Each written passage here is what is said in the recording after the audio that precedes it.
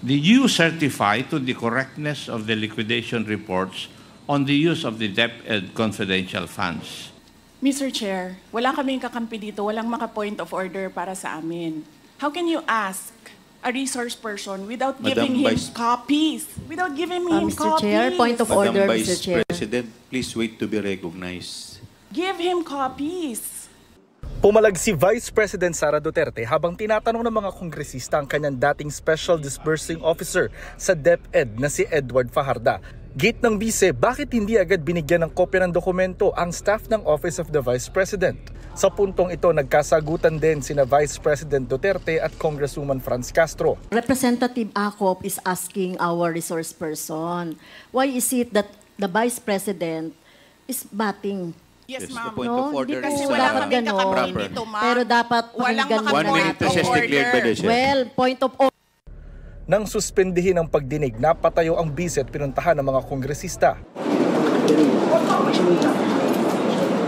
Nasa pagdinig ang 4 na OVP staff na naunang ipinakontempt at pinaaresto ng komite dahil ilang beses hindi sumipot sa hearing. Pero wala ang Chief of Staff ng bise na si Attorney Zulaika Lopez na nasa Veterans Memorial Medical Center pa rin. Sa excuse letter ni Lopez, hindi raw siya makapunta dahil sa acute stress disorder. Ang hindi po naman po sinasabi dito ng kanyang mga doktor na hindi po siya physically incapable of attending today's hearing.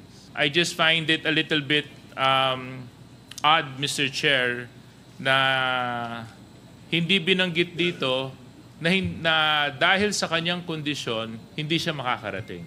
Dahil hindi dumulong si Lopez at dahil sa mga nangyari nitong weekend, nagdesisyon ng komite na dagdagan pa ng 5 araw ang contempt order kay Lopez. I move, Mr. Chair, that the period of detention of Attorney Lopez be 10 days instead of 5 days. Kasi hindi na siya makaka-attend ngayon, ano.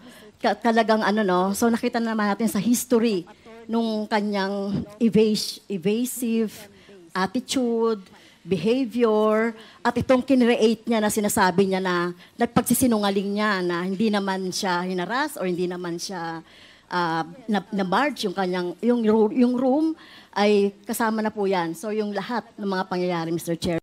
Ang pagpapalawig ng contempt order, kinwestiyon ng mga kongresistang kaalyado ng mga Duterte, gayon din ng bise. Punto ng bise, bakit parurusahan si Lopez sa pagpapabitiw nito sa 4 na DepEd officials, gayong ang Pangulo ang tumatanggap ng resignation ng mga Assistant Secretary at Undersecretary, bilang ito rin ang appointing authority. Madam Vice President. I'm sorry, sir. Tinanong kita, sino ang appointing authority? USEC ng ASEC. Anong sagot mo? Secretary. Hindi mo alam. Hindi pa po ako nagsumasagot. Hindi mo. Nakita kita, sumagot.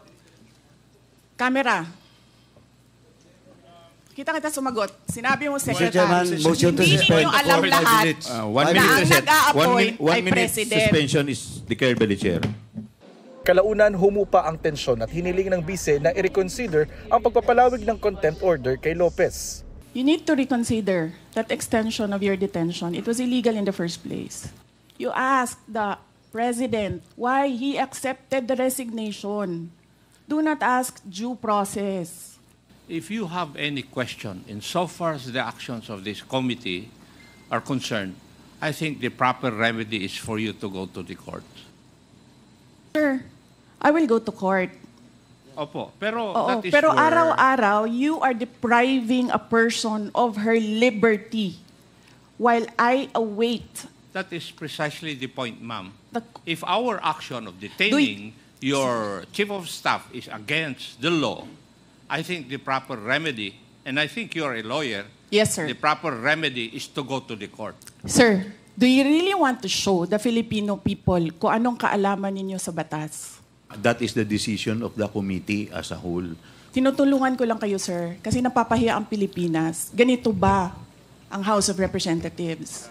Itong unang balita, Jonathan Andal para sa GMA Integrated News. Igan, mauna ka sa mga balita, mag-subscribe na sa GMA Integrated News sa YouTube para sa iba't ibang ulat sa ating bansa.